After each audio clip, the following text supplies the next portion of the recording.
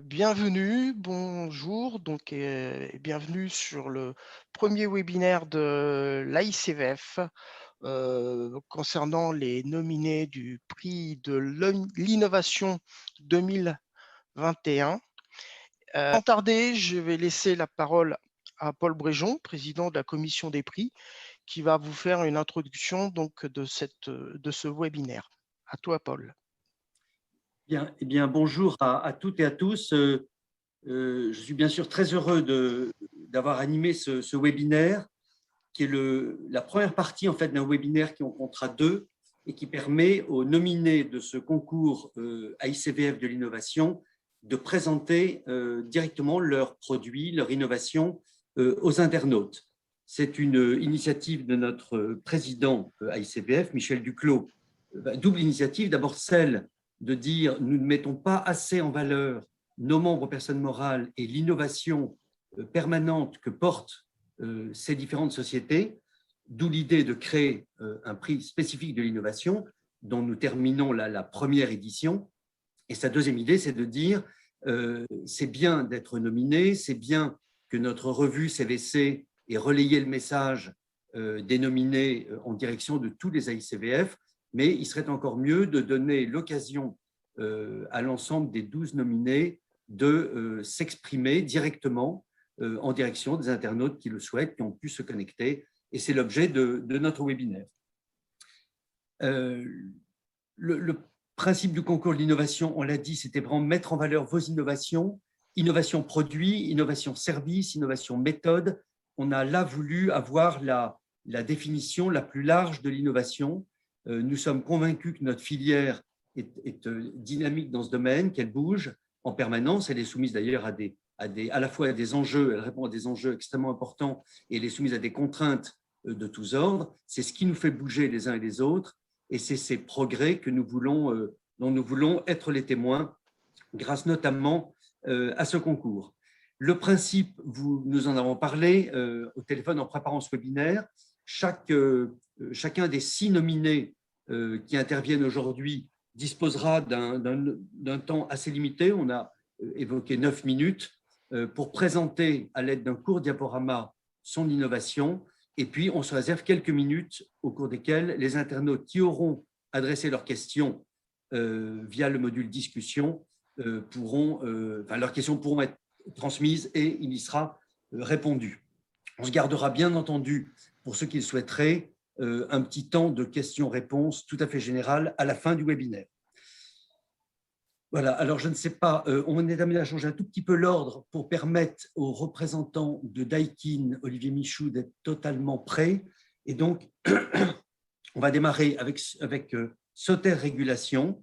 Et c'est Kylian Darro qui va nous présenter l'innovation qui a été primée, qui a reçu d'ailleurs une mention, qui est un des lauréats du concours. Kylian Darro est ingénieur support produit, automate et intégration. Il est en ligne. Il va nous présenter le système d'automatisation module 615 qui est axé sur la cybersécurité. Kylian, vous avez la parole, c'est à vous. Merci Paul. Bonjour à toutes et à tous. Déjà, c'est un honneur d'avoir reçu quand même un prix pour ce concours. La mention, là, c'est quand même quelque chose qui rend Soter quand même assez fier, de manière générale, surtout pour un produit sur lequel on commence, enfin surtout pour un domaine dans lequel on commence à entrer, c'est le principe de la cybersécurité. Donc, que je reprenne comme il faut le bon écran. Tac.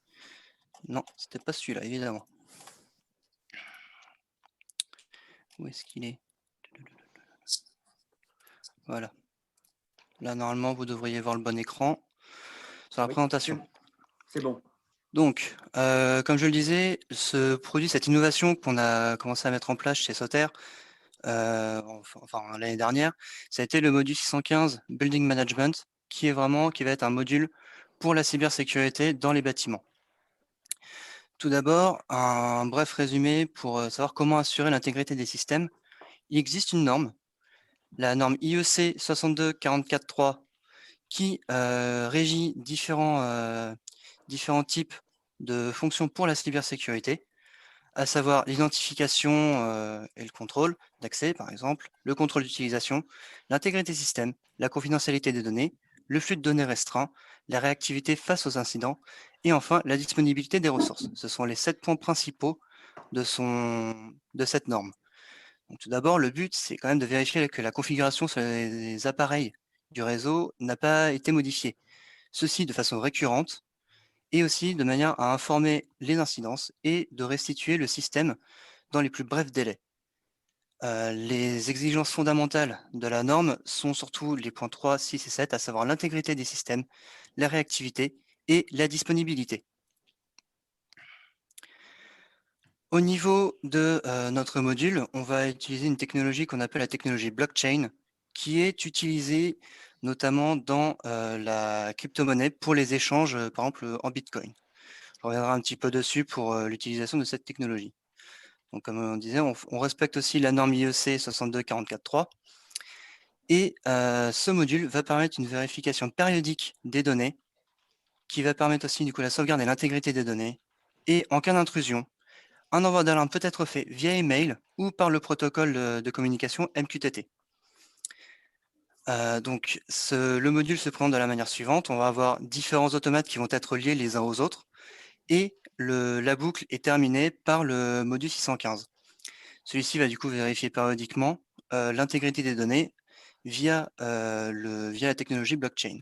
En cas d'intrusion, on isole l'automate qui a été affecté et on remet en place une sauvegarde valide qui est déjà dans le module 615.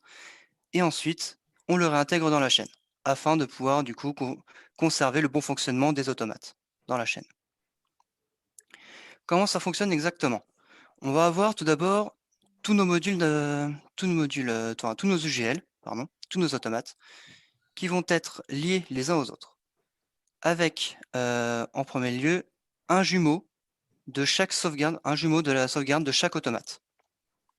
On va avoir un bloc un GNS bloc qui va réussir à intégrer la notion de hashcode, donc c'est-à-dire une empreinte digitale, une empreinte numérique plutôt, qui va déterminer le cas unique de chaque automate.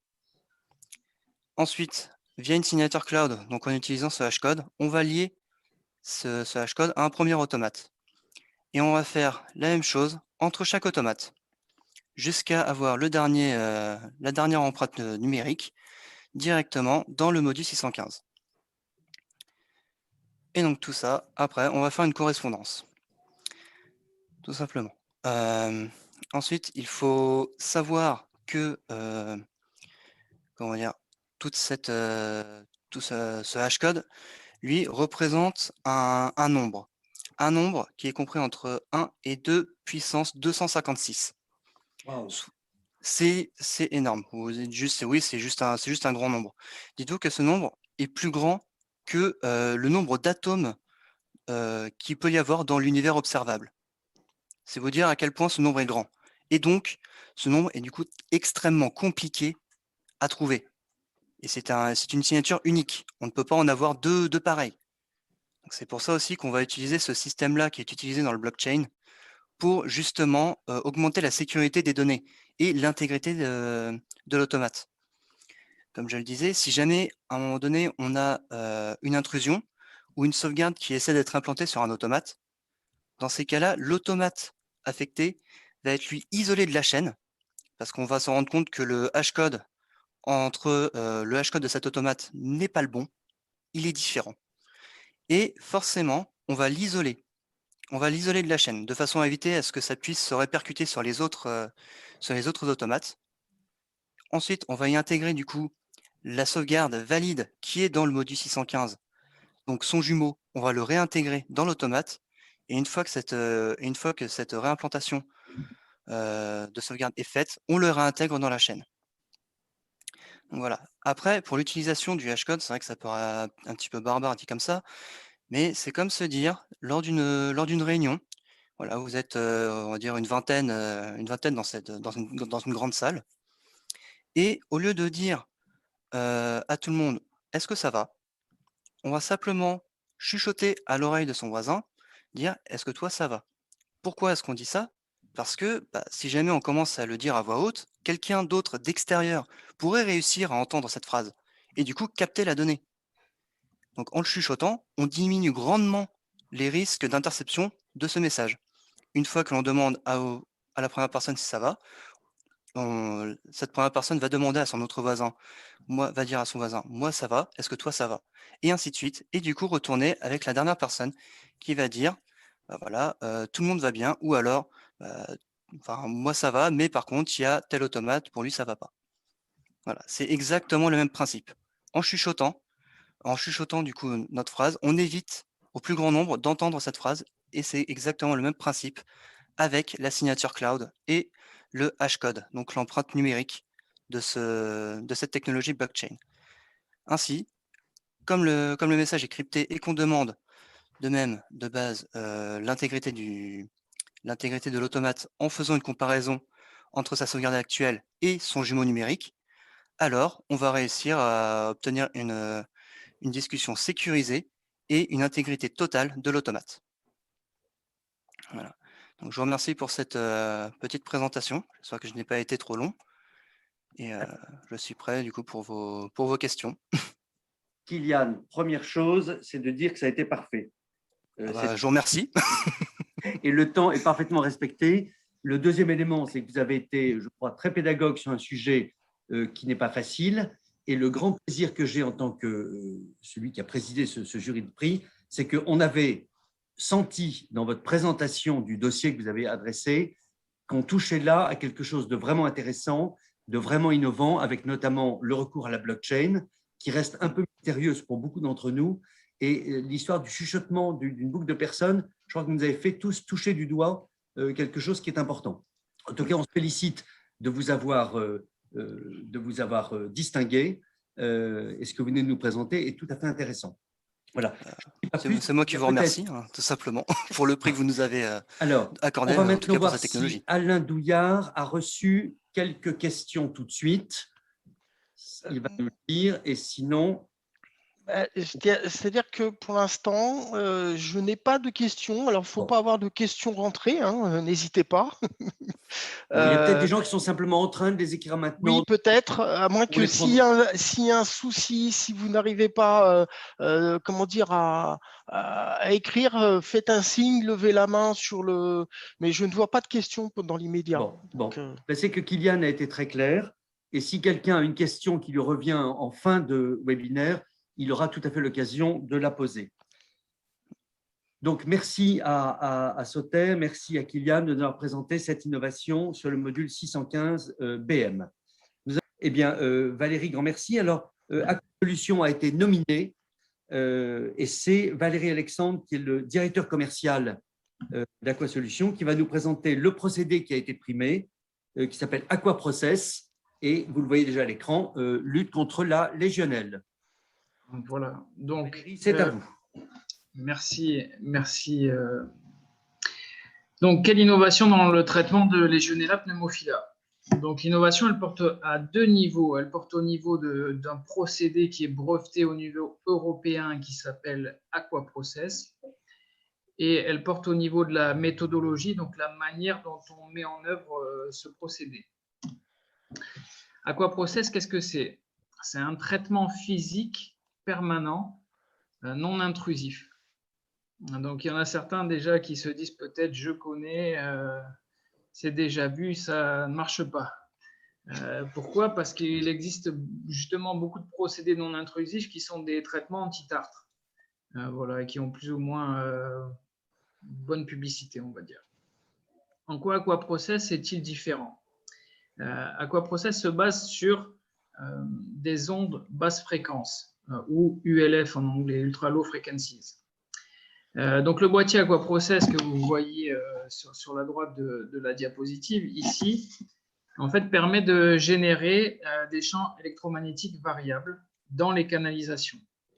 En fait, on va monter des bobines électriques autour des canalisations, à l'extérieur des canalisations. Hein, c'est pour ceux qui se rappellent de leur cours de physique, des solénoïdes. Voilà. Et donc, on va faire parcourir un courant électrique à l'intérieur de ces bobines. Et c'est ce qui va permettre de générer un champ électromagnétique dans la canalisation. Là, on va dire l'exclusivité du procédé, une des exclusivités qui fait que ce procédé a pu être breveté au niveau européen, c'est que ce courant particulier peut être piloté en fréquence, en rapport cyclique et aussi en amplitude. Et ce, pour chaque bobine indépendamment. C'est-à-dire, vous allez voir dans le schéma qui suit, en fait, du boîtier électrique qui est connecté à une alimentation électrique, qui est, on va dire, un transmetteur, on va générer des courants avec des fréquences spécifiques sur deux types de bobines différentes. Alors, on les a nommés par facilité A et B. Pourquoi est-ce qu'on a travaillé avec deux bobines différentes et deux types de fréquences différentes? Tout simplement parce qu'on voulait avoir des actions bien spécifiques avec chacune de ces bobines. On utilise un premier champ de fréquence qui est le champ A pour traiter de manière préventive et curative les dépôts. Alors nous, on va distinguer les dépôts minéraux, ce qu'on appelle vulgairement le tartre, et aussi les dépôts biologiques ou qu'on appelle biofilms et qui peuvent intégrer eux-mêmes également du tartre. Donc ça va être la première action qu'on va avoir avec le bobinage A. On va traiter de manière préventive et curative les dépôts minéraux et biologiques. Et ensuite, avec le bobinage B, on va traiter de manière, j'ai envie de dire, c'est pas vrai, c'est pas du préventif, puisqu'on va générer un stress microbien. Donc, stress microbien, c'est le terme biologique. C'est une action qui est bien connue, qui permet, on va dire, de bloquer la multiplication des bactéries. Donc, en fait, avec cette action du bobinage B, on ne va pas tuer les bactéries, ce n'est pas une stérilisation. On va simplement bloquer leur multiplication. On empêche qu'elles puissent se reproduire, et ça pour une durée indéterminée, c'est-à-dire pour toujours.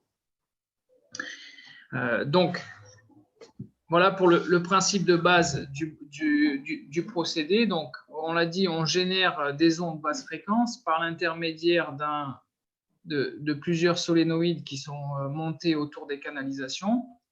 Et on a deux bobines différentes avec des champs de fréquences différentes qui vont avoir des actions bien distinctes. Une action sur les dépôts tartre et biofilms et une action directement sur Legionella pneumophila, la bactérie. Donc, on va bloquer sa multiplication. Il y a une innovation aussi dans la mise en œuvre, dans le sens où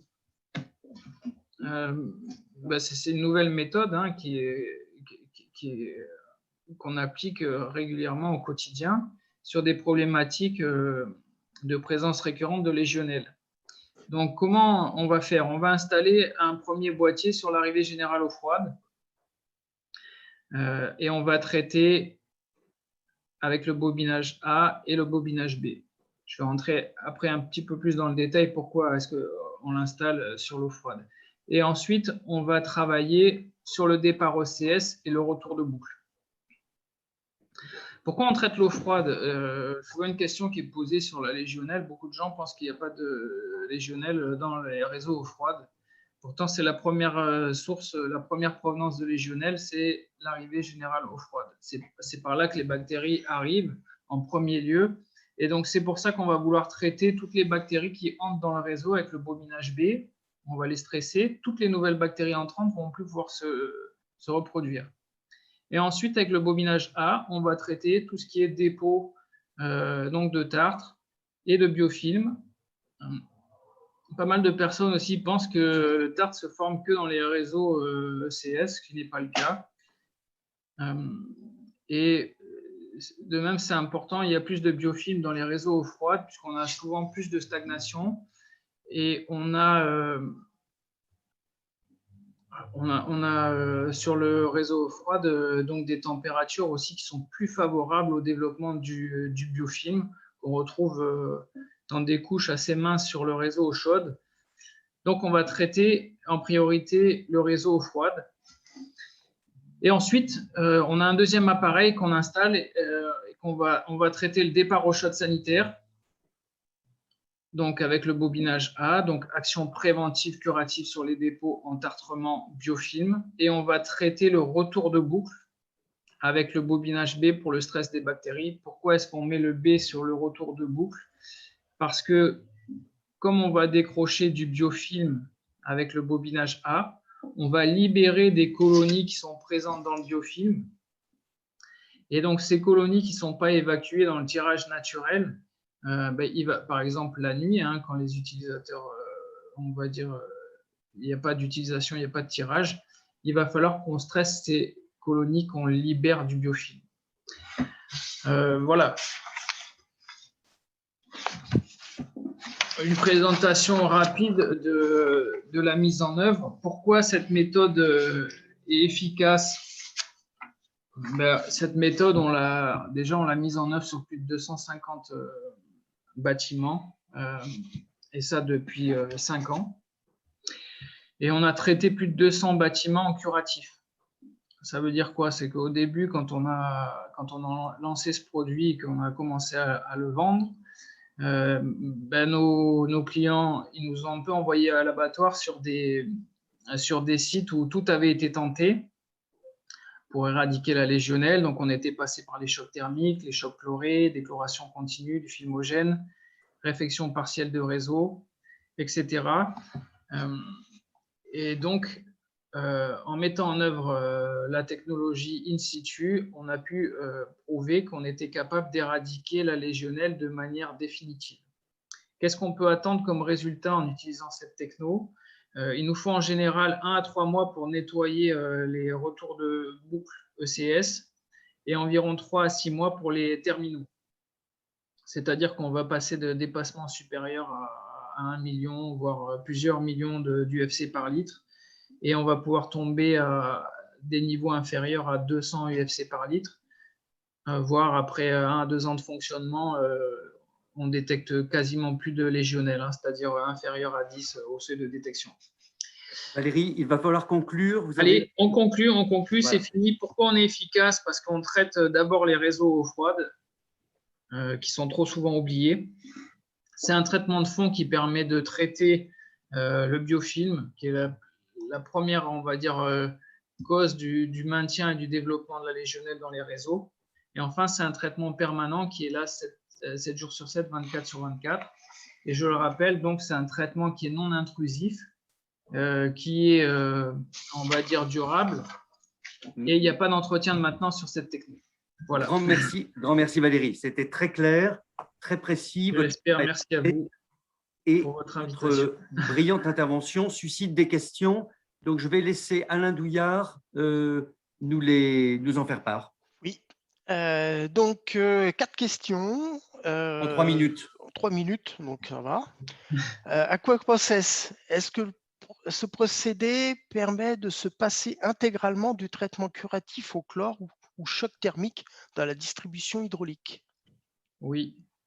Jusqu'à présent, tous les sites sur lesquels on a intervenu, où il y avait déjà eu des chocs thermiques, où il y avait de la chloration continue, par exemple, avec du filmogène, la mise en place du procédé a permis de supprimer les actions de choc thermique et de chloration continue.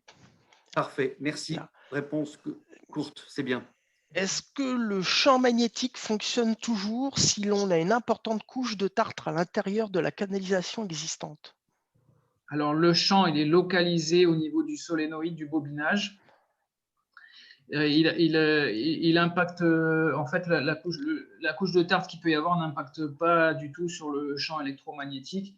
Et la partie où il y a le bobinage va être nettoyée très rapidement. Donc, le tartre qui est présent au niveau de la bobine va disparaître très, très rapidement. Voilà. Autre question, parce que ça pleut un petit peu, hein, les questions. Comment vous vérifiez la non-prolifération des bactéries? Alors, tout simplement avec des suivis, des tests COFRAC obligatoires. Hein. Vous savez que suivant les établissements, c'est minimum une fois par an. On utilise aussi la méthode C4 Hydro, qui permet d'avoir des résultats en 48 heures sur la présence de légionnelle. Et aussi, on fait des mesures d'ATP-métrie.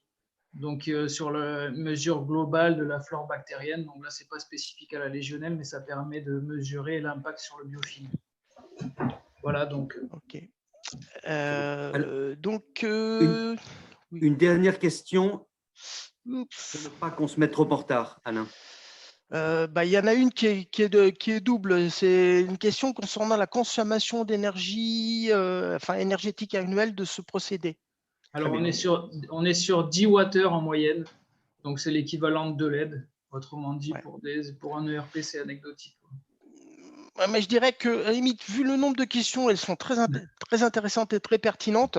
Je me propose éventuellement de les noter et éventuellement de pouvoir refaire un petit compte rendu, de pouvoir à la limite les soumettre et puis de les répondre par écrit. Hein. Tout à fait. Voilà. Alors, je me permets d'ajouter. Pour la fin du séminaire, si vous voulez. Voilà, je me permets d'ajouter que nous avons la chance d'avoir en ligne dans les internautes Alain Bodin, qui est le rédacteur en chef de la revue CVC.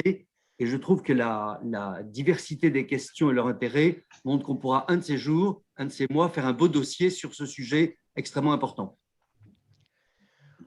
Alors, merci encore à Valérie. Merci pour les questions, merci pour l'invitation et l'initiative aussi. Bravo aux lauréats. Je vais vous parler donc de ce VRV5 OR32, le dernier né de la technologie d'Ekin. Et si vous pouvez passer à la slide suivante, je vais préciser un peu l'enjeu environnemental qui est lié en fait à l'arrivée, à la commercialisation de ce nouveau système. En fait, comme vous pouvez le voir à l'écran, la directive F-Gaz a défini un certain nombre de paliers de réduction d'importation des gaz HFC en raison de leur impact sur l'effet de serre. Et comme vous pouvez le voir, nous sommes actuellement sur le palier de 45%, c'est-à-dire que nous n'importons que 45% de ce que nous importions en 2015. Nous sommes actuellement dans les clous, puisque nous sommes en réalité, au 1er janvier 2021, nous étions à 43%. Et si nous avons réussi à atteindre ce palier, c'est tout simplement parce que, entre autres, l'arrivée massive du R32 sur les applications des temps directs telles que Split ou Multisplit a pu générer des économies importantes en calcul en tonnes équivalent CO2. Mais un prochain step se profile à l'horizon et nous devons d'ici 3 ans réduire encore à 31%. Et pour cela, on se retourne naturellement vers le marché français du DRV, qui est un marché en pleine expansion. À titre d'indication, 30 000 nouvelles unités extérieures installées en 2019, qui représentent un potentiel, alors c'est un calcul approximatif, d'environ 650 000 tonnes équivalent CO2, car 100% de ces installations étaient basées sur le R410A, dont on connaît le PRP, le potentiel de réchauffement planétaire relativement élevé à 2088. Donc le fait de pouvoir passer progressivement ce marché du DRV vers des fluides frigorigènes à moindre PRP est nécessaire et sans doute inévitable si on veut continuer à s'appuyer sur une croissance forte de la filière tout en respectant les engagements environnementaux. Si vous pouvez cliquer, vous verrez apparaître la magnifique photo de ce VRV5 OR32 avec quelques chiffres pour vous donner un ordre de grandeur des bénéfices de cette solution. Une baisse moyenne de 72% de l'empreinte équivalente CO2 parce qu'on a un meilleur PRP d'une part, parce que aussi on réduit la charge de réfrigérant à puissance et à installation égale par rapport au 410A de 12%. C'est un des autres bénéfices du R32. Et puis parce que ça, c'est la spécificité de ce système totalement optimisé avec le fluide R32, c'est que la réduction du poids du cuivre des réseaux frigorifiques à installation équivalente est de l'ordre de 20%. J'ajoute à cela les bénéfices également sur les émissions CO2 indirectes, à savoir liées à la consommation saisonnière en mode chauffage ou en mode climatisation, qui font qu'au bénéfice, on est vraiment sur une économie et une réduction potentielle très intéressante. Vous pouvez passer à la slide suivante. Au-delà de l'enjeu environnemental, on a besoin de faire attention aux applications réglementaires, car, vous le savez, le R32 fait partie de cette catégorie de réfrigérants qu'on appelle A2L en raison de sa très légère inflammabilité. Alors, on a plusieurs textes qui finalement régissent l'ensemble des applications. Pour tout ce qui concerne les établissements recevant du public des catégories 1 à 4, l'élément clé des textes réglementaires, c'est l'article CH35 qui a été spécifiquement réécrit pour tenir compte de cette nouvelle classe A2L. Et puis pour les autres applications, comme celles régies par le Code du travail ou les ERP de 5e catégorie, on s'appuie généralement sur la norme EN 378. Mais je vais vous parler un peu plus en détail d'une autre norme, une norme produit, norme internationale IEC 365-2-40. L'avantage, c'est que ces trois textes convergent finalement parce qu'ils visent tous à définir la sécurité basée sur le calcul d'une masse maximale de réfrigérant autorisé dans un circuit frigorifique en fonction des pièces qu'il a à traiter et de leur surface. Et surtout, et là vous pouvez cliquer, elle s'appuie sur une même équation, une même formule de calcul. C'est déjà un énorme bénéfice. Il y a cependant une de ces trois normes, la fameuse norme IEC, qui, vous pouvez cliquer, elle présente un avantage et se distingue. Elle propose une formule de calcul alternative dès l'instant qu'on va associer à notre système VRV un certain nombre de dispositifs de sécurité, comprenant notamment et de manière exhaustive, une sonde de détection de fuite, des alarmes sonores et visuelles et des vannes d'arrêt en cas de fuite de fluide frigorigène. Ce qui est intéressant, c'est que finalement, la norme EN 378, vous pouvez cliquer, va reconnaître et reconnaît dans son texte même que cette norme IEC prévaut sur son propre texte. Je vous ai ici imprimé l'extrait de la norme EN 378, page 31 du volet 1, qui dit que l'existence d'une norme produit qui définit des quantités limites de fluide frigorigène prend le pas sur les exigences de la norme EN 378 elle-même. Ça veut dire qu'en cliquant, on pourra faire réapparaître clairement ces deux formules dès l'instant que vous allez mettre en place un système DRV avec du R32 et que vous lui associez une chaîne de sécurité telle qu'elle est listée ici, on peut donc appliquer la formule alternative. Or, et c'est toute la nouveauté et l'innovation de ce VRV5, c'est que les dispositifs de sécurité sont intégrés dans le système. Vous pouvez cliquer, on verra l'ensemble de ces dispositifs. Les sondes de détection de fuite sont dans chacune des unités terminales. Le système de report d'alarme sonore et visuel figure au niveau de chaque télécommande et les vannes d'arrêt motorisées sont, elles, dans le groupe extérieur. Cette chaîne de sécurité est certifiée par un organisme international. Ça veut dire que à partir du moment où on met en œuvre ce VRV5, alors on peut directement appliquer la norme IEC 335 dans sa formule simplifiée. Et si on établit un calcul sur la base d'une même installation et que pour une même quantité de réfrigérant, on essaie de voir finalement quelle est la taille minimale critique de la pièce que l'on peut traiter grâce à ce système, en cliquant, vous verrez la différence entre les deux. D'un côté, à gauche, si vous pouvez cliquer. Clique. Oups. Voilà, c'est bon. À gauche, si on applique la norme CH35 qui prévaut quoi qu'il arrive, sur le ERP catégorie 1 à 4, c'est la CH35 qui prévaut quoi qu'il arrive. On est sur du 26 mètres carrés, ce qui est relativement restrictif. En revanche, l'avantage de ce VRV5, c'est que sur du code du travail ou sur du 5e catégorie ERP, on peut baisser jusqu'à 10 mètres carrés. Ça peut même être moins, ça dépend finalement de calcul précis du réfrigérant présent dans l'installation. Là, c'est un calcul sur une installation moyenne. Pour finir, cliquez, nous aurons la dernière slide, une petite revue finalement de la gamme telle qu'elle existe aujourd'hui.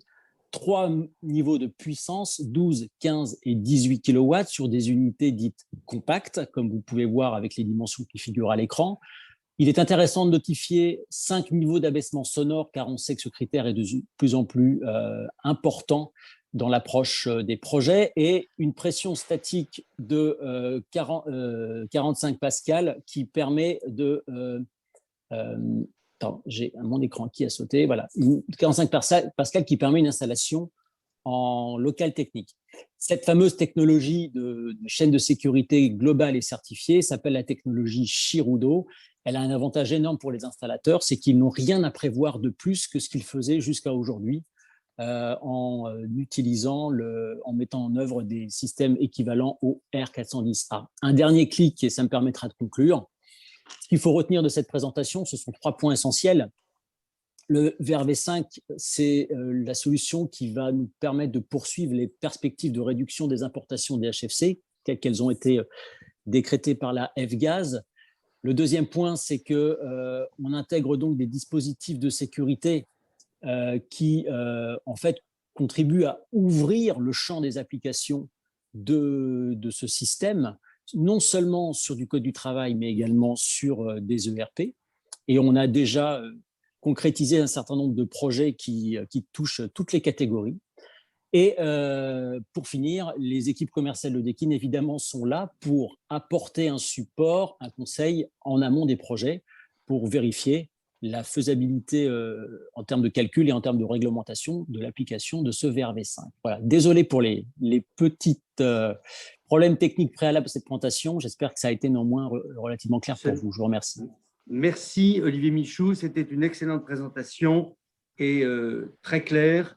Et honnêtement, c'est la troisième qu'on vient d'avoir. Pour ceux qui ont participé au jury, qui ont lu les dossiers, on apprend plein de choses passionnantes et les 3 premiers intervenants sont extrêmement clairs. Je ne doute pas que les 3 suivants le seront aussi. Il y a quelques questions. Alain, on peut en prendre une ou deux? Oui, j'en ai une. La question donc est la suivante. Du coup, pour le cas de l'hôtellerie et d'une chambre classique inférieure à 26 mètres carrés, le système de protection du VRV5 n'est pas suffisant? Alors, il existe beaucoup d'hôtels en France qui sont en 5e catégorie. Le seuil entre la 4e et la 5e catégorie pour les hôtels qui font partie ce sont les ERP type O, c'est 100 personnes. Donc, imaginez que vous avez un hôtel de 25 chambres.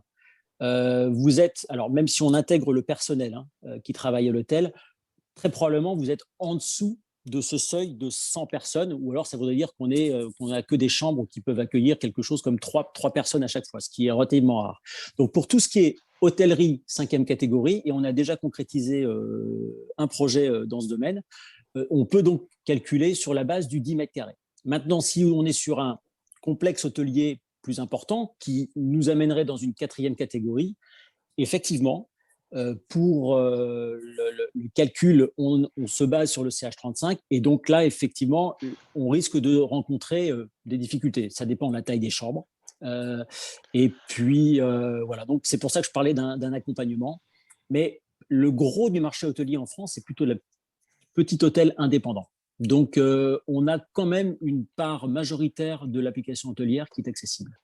Merci. Une autre question, Alain? Oui. Quelle est la pression disponible sur le rejet pour les unités gainables? Alors, on a 2 familles chez Deakin, en tout cas dans la gamme R32. On a les gainables extra plats qui, justement, s'appliquent bien dans l'hôtellerie parce qu'on va venir les mettre dans un soffit. Ils sont très compacts. Et là, on a donc par définition une pression disponible relativement limitée à 30 pascal, parce que généralement, on va souffler à travers simplement une petite gaine, et une petite grille. Mais on a également la deuxième famille qui monte, elle, jusqu'à, si je ne me trompe pas, 50 pascal, non, un peu plus même. 70 ou 80 pascal, j'ai un petit trou de mémoire, qui, elle, qu'on met beaucoup en œuvre, notamment dans les applications tertiaires de type bureau, y compris parfois avec des registres motorisés pour faire de ce qu'on appelle du multizoning. Et là, effectivement, cette pression est donc plus élevée pour pouvoir travailler sur des réseaux de gaines plus développés. Grand merci. On prend une dernière ou on passe à la suite, Alain? Alors, une précision par rapport à la question, c'est je voulais parler du groupe extérieur. Voilà, c'était par rapport. Pardon, désolé, j'ai cru qu'on parlait des unités gainables. Non, mais il y a eu une précision. Là. D'accord, très bien. Le groupe extérieur VRV5, c'est 45 pascal. Or, sur la gamme que nous avons, mais c'est pareil pour la plupart de nos concurrents, sur les unités compactes, celles que vous l'avez vu un peu à l'écran, qui existent aujourd'hui au 410A, on n'a pas de pression disponible. Donc, on ne peut pas réellement les mettre dans un petit local technique. C'est donc bel et bien une avancée spécifique au VRV5. Ces 45 pascal permettent, comme on l'a vu sur une illustration, d'avoir une petite gaine et sur une grille de soufflage de rejet extérieur directement. Grand merci. On va maintenant, on remercie Olivier Michou pour ses réponses très claires et on passe à Danfoss, qui est représenté par Louis Favreau. Louis Favreau est le chef des ventes de Danfoss. Il nous présente son gestionnaire connecté BACnet et Modbus Novocom. Moi qui ne suis pas dans cette partie, c'est un petit peu mystérieux pour moi, mais je suis sûr que dans 9 minutes, j'y verrai beaucoup plus clair. Louis, merci. Merci Paul, vous allez voir que je vais essayer de simplifier les choses et vous allez tout comprendre. Merci beaucoup à la ICVF de mettre en lumière les produits innovants. Merci aussi à vous tous, chers participants, d'assister à ce webinaire. Donc, mon nom est Louis Favreau et je suis très fier de vous présenter la dernière innovation de Danfoss que nous avons appelée le Novocon. Donc le Novocon, avant tout, ce sont des vannes et des moteurs qui sont disponibles du DN10 au DN250. Donc juste là, pas de grande nouveauté. Mais ces vannes que nous avons développées avant tout pour les immeubles de bureaux, donc pour équiper les groupes froids, pour équiper les CTA, mais pour équiper aussi les terminaux. On voit aujourd'hui beaucoup de débouchés également sur les projets de data center qui nécessitent beaucoup de monitoring énergétique et d'optimisation. Donc, ce sont tout d'abord des vannes de régulation. Donc, vous avez sur cette animation la vanne qui régule et qui vient limiter le débit en fonction de votre réglage. Donc, jusque-là, c'est très, très simple. Mais ce ne sont pas seulement des vannes de régulation, ce sont aussi des vannes d'équilibrage automatique. Donc, en fait, vous voyez sur cette petite animation, donc la partie qu'on a vue, la partie supérieure, qui s'occupe de la régulation du débit. Vous avez en dessous un régulateur de delta P qui est totalement indépendant de la vanne de régulation. Donc, ce régulateur de delta P est composé d'une membrane et d'un ressort et son rôle, c'est d'absorber les variations de pression pour maintenir une delta P constante sur la vanne. Donc ici, on a déjà une vanne qui régule et qui équilibre. Donc en plus de cela, et ça c'est un petit peu un point unique pour notre matériel, c'est que vous avez une autorité de 100%. Je m'explique. Vous avez ici la conception de la vanne Danfoss, où vous avez une vanne de voie motorisée et la fameuse membrane qui vient maintenir une delta P constante. D'autres vannes PICV fonctionnent avec un schéma un petit peu différent. Vous avez toujours une vanne de voie motorisée, mais vous avez un organe de réglage qui vient limiter le débit de la vanne, donc le KV de la vanne. Donc ça se concrétise comment? Avec Danfoss, quand on effectue un réglage de débit, eh bien, on vient simplement réguler sur une plage limitée et on est capable, sur cette plage régulée limitée, de faire varier le signal de régulation, donc le 0,10 volts. Donc, vous régulez vraiment sur la plage de réglage. Sur une solution tierce, l'organe de réglage vient limiter le KV de la vanne, donc pour faire votre réglage, et vous allez réguler simplement sur la vanne motorisée continue de réguler sur son KV complet. Donc, en fait, ça a une incidence sur la régulation. Je vais vous le montrer très simplement. Si vous prenez par exemple une vanne à BQM, donc vous avez un signal utile, donc 0,10 volts, qui est utile sur toute la plage. Donc, vous pouvez régler votre débit sur toute votre plage de réglage. Sur une vanne qui est bridée par un organe de réglage, eh bien, vous avez au départ ici un temps mort, mais vous voyez que la vanne va réguler simplement sur la partie de 1,5 à 3 volts. Donc, tout simplement parce qu'elle a été bridée par un organe de réglage. Donc, le fait d'avoir une autorité de 100%, ça vous permet d'avoir une régulation qui est optimale sur toute votre plage. C'est intéressant quand vous faites une régulation modulante, c'est-à-dire que vous travaillez en 0,10 volts ou en 420 mA. Si vous étiez en tout ou rien, eh bien, ça n'aurait pas d'impact parce que vous envoyez tout le débit ou pas du tout de débit. Donc, voilà cette vanne qui vous permet donc, en fonction de son ouverture. Donc, vous voyez ici, ma vanne est ouverte à 0%, ma vanne est ouverte à 100%, eh bien, de calculer un débit. Donc en fait, cette vanne qui est une vanne de régulation et qui est une vanne automatique, donc d'équilibrage automatique, vous permet aussi de calculer un débit. Donc en fait, c'est aussi un débitmètre. Sur cette vanne, nous allons monter un moteur. Donc là, j'en reviens, Paul, vous parliez de BACnet et de Modbus. En fait, c'est tout simplement un protocole de communication qui va nous permettre d'échanger des données avec la GTB. Donc ce moteur est connecté. Ce moteur dispose d'entrée et de sortie, c'est-à-dire que vous allez pouvoir relier à ce moteur des sondes d'hygrométrie, des sondes de CO2, mais un point très intéressant, vous allez pouvoir lui relier directement des sondes de température. Donc, par exemple, une sur l'aller, une sur le retour, et en fait, vous avez là un compteur d'énergie. Grâce à ces entrées et à ces sorties, vous pouvez aussi économiser en matériel sur les installations. Donc ici, vous avez des ventiloconvecteurs qui sont représentés. Vous avez le moteur Novocon qui est relié directement à l'automate de tête par le bus, donc par le protocole de communication BACnet ou Modbus, et qui est capable, avec les entrées et les sorties, de venir récupérer une température de consigne ou de venir récupérer les températures aller et retour d'alimentation du ventiloconvecteur. Donc ici, en fait, on peut économiser l'utilisation d'un automate déporté dont la vocation serait de récupérer tous ces points de données. Bien sûr, vous l'avez compris, chaque moteur et chaque vanne est capable de compter l'énergie. Donc, on est capable très facilement de réaliser un monitoring énergétique. Ici, par exemple, on a la visualisation d'un bâtiment où vous voyez une zone de 621 mètres carrés qui consomme près de 80 kWh au mètre carré. Donc, on peut agir directement sur cette zone pour comprendre pourquoi on a une surconsommation. En plus du monitoring, vous avez un algorithme de régulation qui est embarqué dans le moteur. Ici, c'est un exemple, hein, il y en a plusieurs. Mais vous pouvez par exemple demander à chaque moteur de réguler autour d'un delta T constant.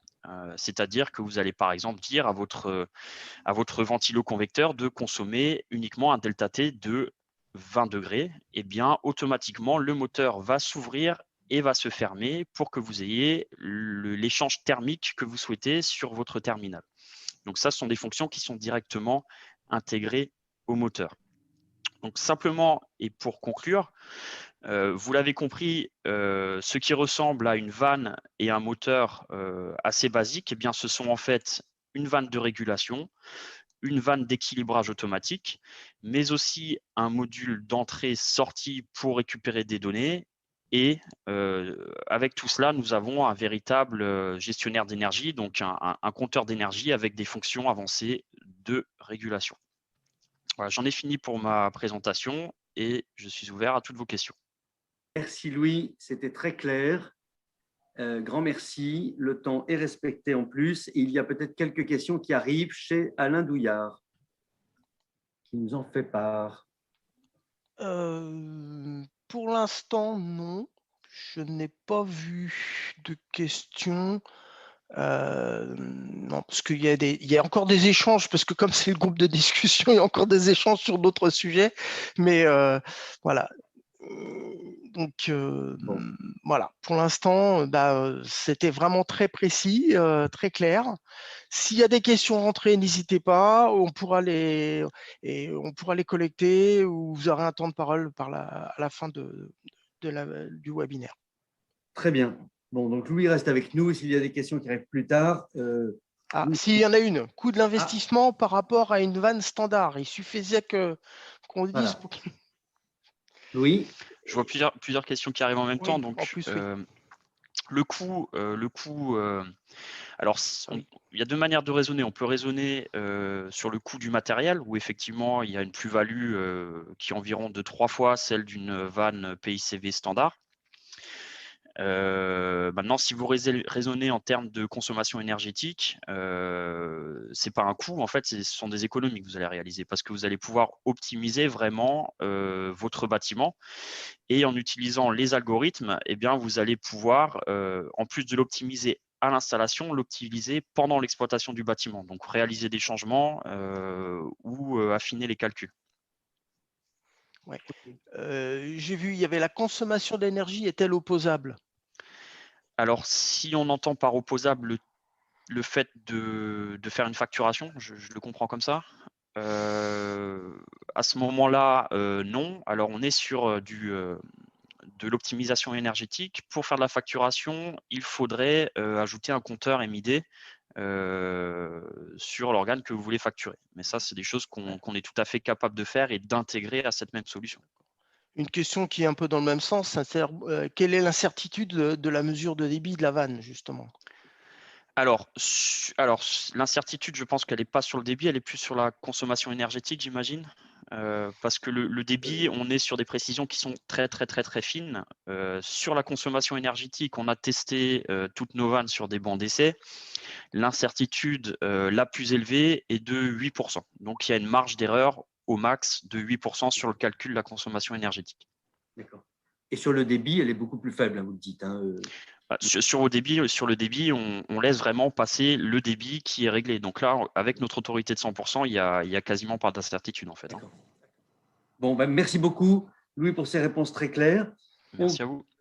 Enchaîner notre webinaire, et c'est cette fois Grundfos, qui est un des nominés du concours, qui est par Delphine Antier.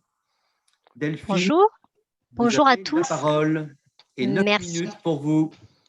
Merci Paul. Bonjour à tous. Donc désolé, j'ai pas de caméra qui veut bien fonctionner aujourd'hui, donc ce sera sans pour moi. Je vais partager mon écran. Dites-moi si c'est bon pour vous. Ça arrive. Oui, c'est bon. Tout à fait. Vous voyez la présentation? Oui. Très bien. Donc d'abord, merci effectivement à l'AICVF pour cette démarche. On est très fiers d'être également nominés avec Grundfos et d'autant plus puisqu'aujourd'hui, moi je ne vais pas vous parler produit, je vais plutôt vous parler d'une nomination liée à une labellisation et une démarche RSE qu'on a entamée localement au niveau de la France. Et je vais vous expliquer un petit peu pourquoi, même si évidemment, on arrive toujours à faire le lien avec notre business. Malgré tout, c'était important pour nous aujourd'hui de vous parler de cette démarche-là chez Grundfos. Alors, je vais passer normalement à la diapositive suivante. Vous me dites si ça suit bien de votre côté. Parfait. Oui, c'est tout bon. Donc, juste un petit peu de contexte. Donc, pour ceux qui ne nous connaîtraient pas, Grundfos est un groupe donc danois d'origine qui a été créé en 1945 par Paul Juel Jensen. Donc, Grundfos est un groupe fabricant dans les leaders mondiaux de pompes, donc de systèmes de pompage eau chaude, eau froide, pour tous les secteurs, que ce soit bâtiment, industrie ou cycle de l'eau. Donc depuis maintenant 77 ans, on rayonne à travers 83 filiales dans le monde et on a à peu près 19 000 employés répartis et qui se consacrent à fournir de l'eau potable dans le monde entier. Aujourd'hui, Grundfos, c'est un peu plus de 16 millions d'unités produites par an et distribuées à travers ces différentes filiales et un chiffre d'affaires mondial de 3,5 milliards d'euros en 2020. Donc, pour faire le petit zoom sur la France, nous, c'est 33 ans d'existence. Donc, sur 77, on peut dire qu'on en a fait presque la moitié. Et 198 personnes en France dédiées à la distribution de pompes. Donc, nos usines sont réparties donc pour la partie France en Europe, mais on a également des usines à peu près à travers tout le monde entier. Et Grundfos France, c'est 105 millions d'euros de chiffre d'affaires. Donc pour vous donner un petit peu de contexte et ce qu'il est important avant de zoomer sur notre démarche pour laquelle nous sommes nominés aujourd'hui, il faut savoir que Grundfos, depuis des années maintenant, s'engage dans un combat lié notamment aux impacts environnementaux à travers deux axes forts qui sont les objectifs de développement durable qui ont été donc définis au sein de l'ONU. Donc, on a notre ancien patron, Mads Nipper, qui avait une part de voix au sein de l'organisation de l'ONU pour défendre deux axes forts, donc, qui sont les axes 6 et 13. Donc, pour ceux qui ne connaissent pas, l'axe 6, c'est l'accès à l'eau potable pour tous à travers le monde. Donc, on sait encore qu'on a des zones dans le monde entier qui n'ont pas accès à l'eau. Et le 13, donc, qui est sur l'impact de l'environnement. Donc nous, chez Grundfos, on a une stratégie, on va dire mondiale, qui est sur 2025 de réduire de moitié notre consommation d'eau globale et de pouvoir réduire nos émissions de CO2 dans le même sens. Juste quelques chiffres un peu impactants. Il faut savoir que les pompes sont responsables de 10% de la consommation électrique mondiale, ce qui est énorme. Et si toutes ces pompes étaient équipées de systèmes de variation, on pourrait réduire de 4% la consommation électrique mondiale. Donc, à travers ça, Grundfos s'est engagé à produire des pompes avec beaucoup d'électronique embarquée, de la variation pour essayer de réduire au maximum l'impact environnemental et la consommation énergétique, bien sûr. Donc, ça, on va parler de choses assez concrètes au niveau du produit. Donc, les produits ont beaucoup évolué en 30 ans, on peut dire, mais surtout sur les 10 dernières années, où on va avoir effectivement de la variation, de la digitalisation dans l'offre, qui va permettre de régler au mieux la distribution d'eau dans les systèmes de pompage et de réduire également du coup la consommation, que ce soit d'eau ou d'électricité. Ce que je voulais ajouter là-dessus, on a également avancé sur ce domaine-là, toujours au niveau monde, avant de venir à Grundfos France, sur notamment, par exemple, des process et des agréments sur nos produits. Donc, peut-être que vous connaissez notre Magna 3, qui est un circulateur pour les systèmes de CVC dans le bâtiment, qui a eu, il y a 2 ans maintenant, un EPD, donc un certificat environnemental, qui est un des seuls circulateurs aujourd'hui sur le marché à pouvoir proposer ce certificat. Et on a également des solutions qui permettent aussi de proposer, en plus de nos produits à nos clients, des solutions de services plutôt liées à ce qu'on va appeler de l'énergie check, des optimisations énergétiques, où on propose gratuitement à nos clients de pouvoir venir faire un état des lieux, on va dire, des installations de pompage en service et qui vont nous permettre de faire des préconisations avec un vrai retour sur investissement et des vrais gains énergétiques calculés pour pouvoir toujours fonctionner sur ce système et atteindre nos objectifs mondiaux. D'un point de vue un peu plus local et pour être en lien, on va dire, et en ligne avec ce que le groupe Grundfos développe à travers le monde, on s'est posé la question de savoir, et nous en France, qu'est-ce qu'on fait pour tout ça? Donc du coup, on a décidé l'année dernière de se remettre un petit peu en question et de voir au niveau local si on pouvait avoir une démarche RSE franco-française et pouvoir avancer sur un process de labellisation. Donc, on a choisi une société qui nous a accompagnés pendant 3 mois pour faire un audit, donc une vraie remise en question sur Grundfos France et différents critères, on va dire, sur lesquels on pourrait être évalué. On a choisi de travailler avec cette société qui s'appelle Positive Workplace pour différentes raisons. La première, c'est que ce label s'avère être plus large que tous les types de labels qu'on peut voir sur le marché actuellement. C'est un label aujourd'hui français qui a vocation à vraiment prendre en compte une vraie dimension environnementale, mais qui prend aussi en compte toutes les parties prenantes de l'entreprise et qui va donc évaluer les gens, que ce soit en interne, en externe, donc nos clients, nos fournisseurs et également nos salariés. On va aussi travailler sur l'impact local de l'entreprise et sur l'impact environnemental.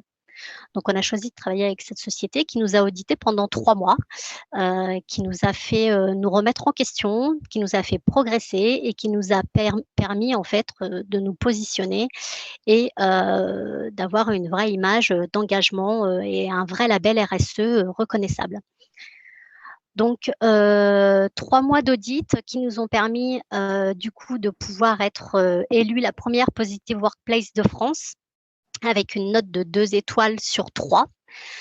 Donc, ce qui est plutôt un bon résultat. Le travail reste à faire et on continue à progresser pour obtenir cette 3e étoile sur cette notation. Donc, voilà un peu pour ce process-là. nous, l'idée, c'est de continuer à évoluer sur ce biais-là, donc que ce soit d'un point de vue produit, service ou offre, mais également auprès de notre image et de ce qu'on peut véhiculer sur le marché et dans le monde. Donc, d'une façon un peu plus locale, on va dire, pour Grundfos France. Voilà, j'en ai terminé avec ma présentation. Si vous avez des Merci. questions, je suis là Très bien. pour y répondre. Bon. Delphine, Oui. grand merci tout d'abord. Je dois dire que la démarche que vous avez proposée était doublement innovante en soi, mais innovante parce qu'on ne s'attendait pas du tout à avoir ce type de réponse. Et Oui. c'était très bien parce que dans notre idée de départ à la ICVF, il y avait l'idée que l'innovation dans nos métiers, certes, concerne très souvent les produits, mais on ne voulait absolument pas réduire l'innovation aux produits. Tout à fait. Pouvoir intégrer d'autres composantes. Vous introduisez une composante qui est le management de l'entreprise, qui est la démarche RSE. On s'est un petit peu renseigné sur ce label Positive Workplace, et c'est au vu du sérieux de son côté vraiment très positif pour les sociétés du génie climatique qu'on a décidé de vous distinguer et que vous avez été nominé. Alors, peut-être qu'Alain Douillard a reçu quelques questions. Alain, à qui la main? C'est quand même mieux quand on parle avec le micro ouvert, excusez-moi. Voilà. Oui, une question. Combien de Positive Workplace en France? Alors oui, du coup, j'étais en train d'écrire à ma collègue, donc Morgane Morel, que je remercie de m'avoir rejoint sur ce chat. Elle est donc notre responsable qualité et RSE qui travaille avec nous et qui me dit qu'aujourd'hui, nous sommes à environ une dizaine de Positive Workplace. Donc nous, on était les premiers. C'est vrai que ce label s'est un peu présenté à nous en mode start-up au départ, avec pour une vraie ambition de se développer sur le marché français, mais je vous l'ai dit aussi européen. Donc on a effectivement été un peu leur porte-parole. On a travaillé ensemble pour développer ce label et se faire connaître. Aujourd'hui, on est à une dizaine. L'ambition est grande. On continue de développer avec eux. On a environ 62 entreprises dans la communauté, donc il y a des webinaires qui sont organisés régulièrement, des échanges de bonnes pratiques et de comment on peut s'améliorer tous ensemble, travailler tous ensemble au niveau des industriels. On en a pas mal qui sont encore en cours de labellisation et qui vont nous rejoindre dans cette démarche. Donc le travail reste à faire, mais on continue de progresser. Très bien. Moi, je peux donner une anecdote à l'ensemble des internautes que quand on ne connaissait pas Positive Workplace, donc moi je me suis permis de les appeler pour en savoir plus. D'accord. J'ai posé la question naïve, mais attendez, on a là une société qui se présente, mais qui n'a que 2 étoiles, qui n'en a pas 3. Et alors, la réponse de Positive Workplace a été aujourd'hui, en France, aucune société n'a 3 étoiles, et Grundfos a été la première à avoir 2 étoiles, donc chapeau. Et c'est une des raisons qui a fait qu'on était très heureux de vous distinguer.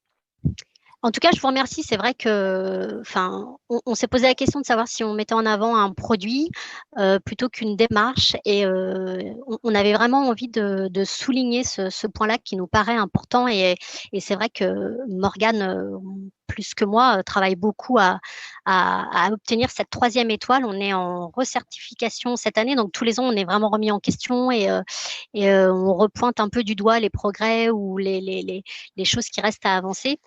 Donc, on est en cours actuellement d'audit pour renouveler ce label. Très bien, bravo. Donc, bravo et bonne chance pour votre nouvel audit. Et merci. Nous allons passer au 6e, qui sera le dernier à intervenir aujourd'hui. C'est la société qui est représentée par Maxime Groual, qui est le responsable du marché français. Maxime, vous avez la parole pour 9 minutes, comme vos prédécesseurs. Et voilà, je vous la donne et vous remercie de votre intervention. Merci à vous, bonjour. Bonjour à tous et merci à l'ICVF de nous avoir invités à cet événement. Merci à tous d'être présents. Moi, je représente donc l'entreprise Madel, qui est fabricant espagnol de solutions de diffusion et régulation d'air. Je vais partager ma présentation. Donc nous, sur cette innovation, nous on parle d'une innovation produit. Donc nous, on s'est vraiment concentré sur les applications à débit variable, les applications de plus en plus fréquentes qui utilisent des BDV ou bien des centrales de traitement d'air à débit variable et qui sont en face de problèmes assez récurrents sur ces types d'applications. C'est vrai que de plus en plus, sur ce type d'application, on a des espaces avec des grandes variations d'occupation. On a aussi la problématique de devoir couvrir une plage de débit d'air, débit de soufflage très importante. Et la troisième problématique, c'est qu'on a besoin sur toute cette plage d'assurer un confort thermique et un confort acoustique. Donc, quand on parle d'applications en concret comme des salles de spectacle, salles de réunion, des salles de séminaire, où vraiment l'occupation est très variable et donc où on doit adapter le débit de soufflage en conséquence. Donc, on voit bien que dans ces applications, on a une CTA où on a un système qui nous permet de souffler d'une façon variable l'air pour le traitement de l'air, mais on a des limitations puisque justement au niveau des terminaux de diffusion, on est sur des diffuseurs qui ont une plage de travail qui est limitée parce que justement ces terminaux ont une surface libre qui est fixe. Donc en fait, il est difficile de travailler en débit variable sur des applications où le terminal de diffusion a une surface fixe, et malgré le fait qu'on doit respecter des vitesses de soufflage qui doivent être dans la plage des vitesses recommandées. Donc c'est pour ça que Madel est venu avec un système innovant, un système breveté, parce que justement on s'est rendu compte que c'est bien d'avoir une CTA de très bonne facture avec une très bonne qualité, mais il est important de voir toute la chaîne de diffusion de la CTA jusqu'au terminal de diffusion. Donc, c'est pour ça qu'on a réussi à développer un système qu'on appelle l'AxoTwin. En fait, cet AxoTwin, c'est une idée d'avoir un double plénum, un plénum qui est divisé en deux chambres ou en deux cavités, qui est séparé selon le niveau de débit. Donc, par exemple, quand on a une plage de débit et qu'on est sur la partie haute de la plage de débit, dans ce cas-là, on aura l'ensemble du plénum qui travaillera et donc, ça nous permettra d'avoir la vitesse de soufflage adéquate.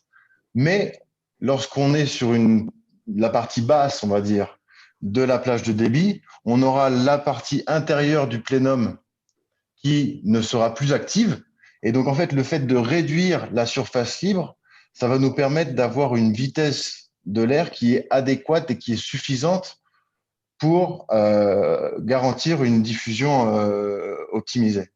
Donc, en fait, le problème, c'est que souvent, quand on a une surface libre qui est fixe, cette surface libre, elle est prévue pour un débit en concret, mais elle ne sera pas adéquate pour toute la plage de débit. Donc, on aura dans ce cas-là, avec ce double plénum, une surface libre qui sera plus faible pour les petits débits et une surface libre qui sera plus importante pour les plus grands débits.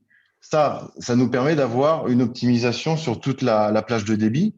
Ce plénum équipé d'un diffuseur, bien sûr, a une plage de fonctionnement qui va de 175 à 550 mètres cubeurs.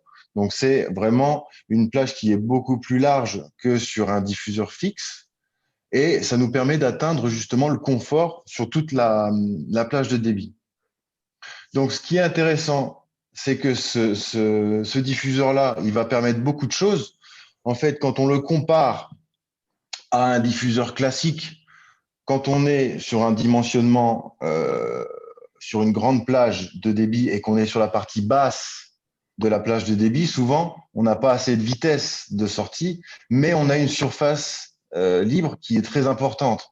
Donc, en fait, de par le fait qu'on ait cette surface libre qui soit trop importante, on a la vitesse de l'air, vitesse de sortie qui baisse et qui chute et qui nous provoque en mode chaud, en mode chauffage, un problème de stratification, ou bien en mode froid, ça va nous créer un problème qui est, on va dire, l'effet douche froide ou la chute de la veine d'air.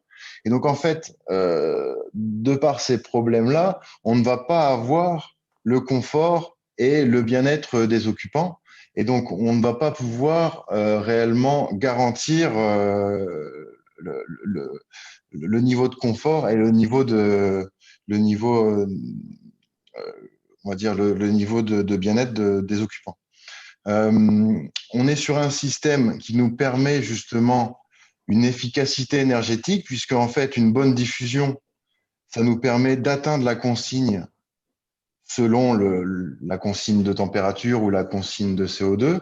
En fait, on va atteindre la consigne plus rapidement, puisqu'en fait, on va avoir une meilleure diffusion, un meilleur brassage, une meilleure induction de l'air qui va nous permettre justement d'avoir une diffusion plus efficace et qui va nous augmenter l'efficacité énergétique. Également, l'espace sera ainsi traité d'une façon optimisée pour justement avoir un niveau de confort optimisé. On n'aura pas l'effet stratification, on n'aura pas l'effet de douche froide, justement, parce que le concept de base, c'est de maintenir une vitesse de l'air suffisamment élevée malgré la large plage de débit. Cette construction se fait d'une façon très simple. On est sur un système qu'on appelle plug and play. Donc, en fait, c'est un système qui divise les deux plénums par une petite membrane que vous voyez ici. Et en fait, cette membrane, c'est une membrane en polymère qui n'a pas besoin de configuration, qui n'a pas de motorisation, qui n'a pas besoin de maintenance et qui est de ce fait très facile à installer. Cette membrane-là donc viendra s'ouvrir à partir du moment où le débit atteindra un seuil où le besoin d'augmenter la surface libre se fera sentir et on viendra augmenter la surface libre par rapport à l'augmentation du débit et vice-versa. Donc en fait, c'est une solution qui nous permet, sans ajouter des pertes de charge suffisantes, de rester dans la plage de vitesse recommandée, les vitesse de soufflage de débit d'air, qui est entre 2 mètres et 4 mètres par seconde. Également, on garantit un taux d'induction qui est suffisant par rapport à un diffuseur standard, spécifiquement pour les faibles débits.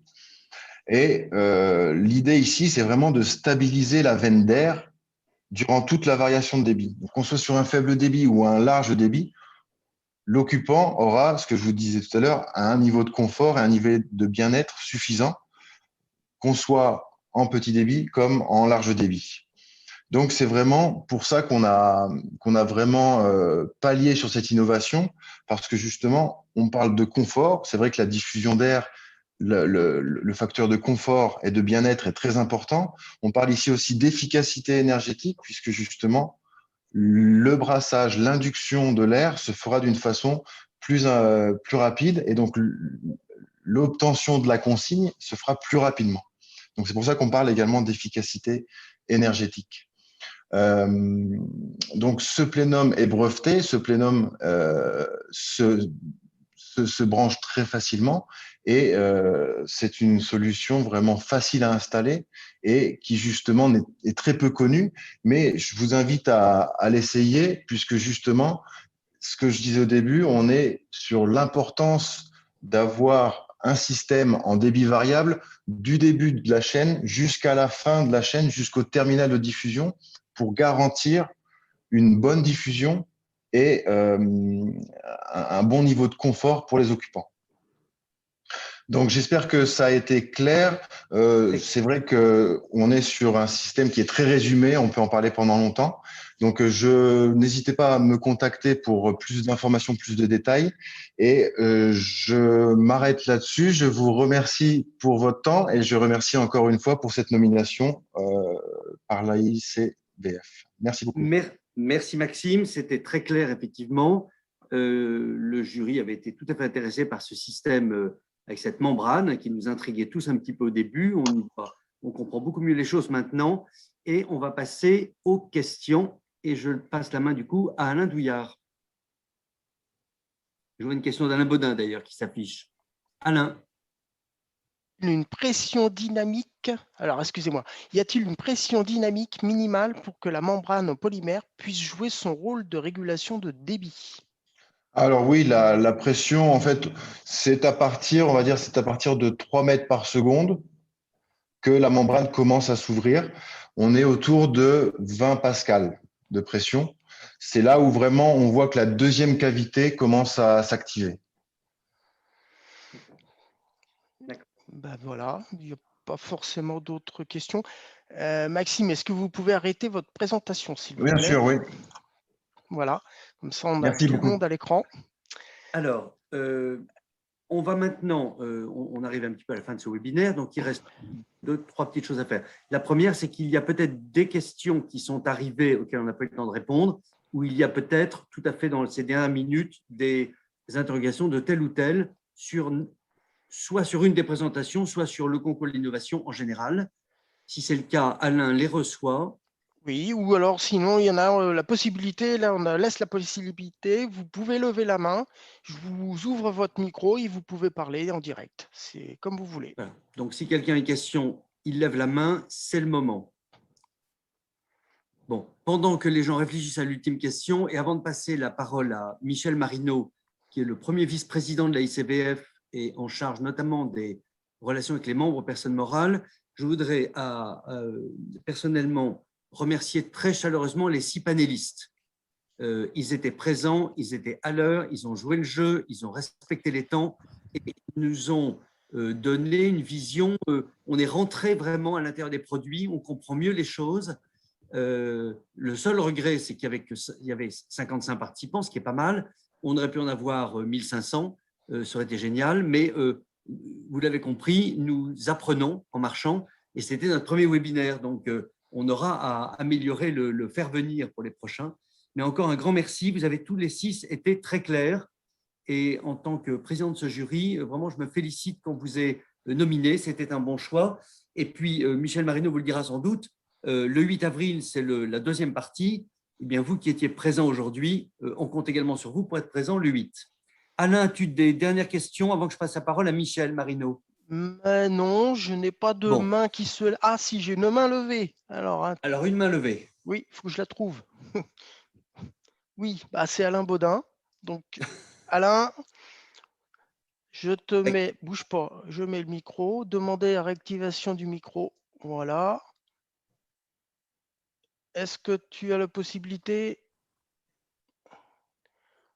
C'est vraiment de demander la réactivation du micro. Ça y est, vous m'entendez là? Oui, ça y est, vas-y, c'est bon. Merci, bonjour à tous déjà. Oui, c'était une question pour Aqua Solutions qui, par rapport au schéma qu'il a présenté, en fait, le système de traitement sur l'eau froide était en amont en fait, de toute l'arrivée d'eau froide du bâtiment, c'est-à-dire qu'on traitait visiblement à la fois l'eau froide qui servait à produire l'eau chaude sanitaire, mais également l'eau froide générale du bâtiment. Est-ce que ça veut dire qu'il y a aussi une efficacité pour lutter contre l'entartrage dans les logements d'une machine à laver, de la résistance de la machine à laver le vaisselle et linge, etc. Puis éviter aussi d'avoir du tartre sur les mousseurs. En fait, ça agit sur on peut le mettre en place sur la globalité de l'eau froide pour aussi éviter ces entartrages-là ou pas? C'est un des intérêts du système, justement, c'est qu'on peut l'utiliser sur l'arrivée générale eau froide, donc l'eau potable du bâtiment. Et donc, on peut très bien s'en servir pour traiter uniquement les problématiques d'entartrement. D'accord. OK. De la même façon, en préventif ou curatif, on a parlé tout à l'heure plus du curatif, puisque comme on l'a dit, c'est plutôt dans ces cas des applications, on va dire, curatives qu'on a mis en œuvre notre savoir-faire, mais on a équipé aussi de nombreux bâtiments préventifs, donc des bâtiments neufs ou des bureaux d'études ont préconisé notre solution voilà, sur des problématiques entartrement ou entartrement et préventif Legionella pneumophila, notamment sur les ERP. Merci Valérie. Merci. Je peux profiter, j'abuse d'avoir encore la parole. Ok, très bref. J'avais une autre question par écrit et puis on n'y a pas répondu. Je n'ai pas vu de filtre sur le retour de boucle. Comment est-ce que vous traitez les dépôts de tartre qui sont décollés des canalisations pour éviter d'aller embourber l'échangeur à plaques? En fait, quand on dit qu'on a une action curative, les cristaux qui sont déjà formés sont dissous, mais ils ne sont pas décrochés, il n'y a pas de plaques ou de petits morceaux de tartre qui se décrochent. En fait, je n'ai pas beaucoup insisté parce qu'on n'avait pas vraiment le temps, mais on applique donc des fréquences. Les champs électromagnétiques sont variables et donc ils sont décroissants pour éviter, la puissance est décroissante et par vague pour éviter qu'on ait un décrochage massif. Et donc ils sont évacués dans le tirage d'eau naturel. Après, ce qui est préconisé, le schéma, je ne le raffiche pas pour une simplicité, mais on peut mettre une vanne de purge aussi au niveau de l'échangeur à plaques pour purger ça dans le cadre des opérations d'entretien de maintenance. Et il n'y a pas de nécessité, jusqu'à présent, on n'a pas vu de nécessité de mettre un filtre pour protéger l'échangeur à plaques. Le simple fait de purger et d'inverser le sens de circulation d'eau permet d'évacuer potentiellement tous les dépôts. Merci Valérie. Merci à vous. Et la parole est maintenant à Michel Marino qui va conclure notre webinaire. Oui, écoutez, moi je vous remercie tous, mesdames, messieurs, chers membres de l'AICVF, chers partenaires, membres personnes morales. Je vous remercie d'avoir participé à ce premier webinaire de l'AICVF. Le montage de cet événement a été réalisé avec beaucoup de travail par Paul Bréjon et Alain Douillard, que là aussi je remercie particulièrement. Bon, j'ai un petit peu participé, mais c'est surtout vous deux. Donc, ça a été quand même un gros ouvrage pour une première. Et pour la deuxième fois, on sera encore meilleur, j'en suis sûr. C'est une bonne chose aussi concernant la continuité du prix de l'innovation ICVF. Donc, l'ICVF a vocation d'informer sur les techniques diverses et surtout, bien sûr, l'innovation au travers de sa revue CVC. Cher Alain Baudin, que je remercie de ses interventions, il a été notre animateur, mais je ne lui ai rien demandé. Donc, merci Alain. Et aussi à travers des réunions techniques organisées par nos 17 régions. Là, j'espère que très rapidement, ces 17 régions vont pouvoir faire de nouveau du présentiel et que vous, partenaires MPM, c'est l'abréviation de membres personnes morales, vous puissiez aller dans les régions et faire votre travail d'information. Je vous rappelle effectivement la deuxième session avec 6 autres nominés le jeudi 8 avril au même créneau horaire. Au nom de la ICVF et surtout de son président Michel Duclos, je vous remercie encore de votre participation en espérant que ce webinaire vous a été des plus profitables. Je vous souhaite à tous une très belle journée et merci encore. Merci.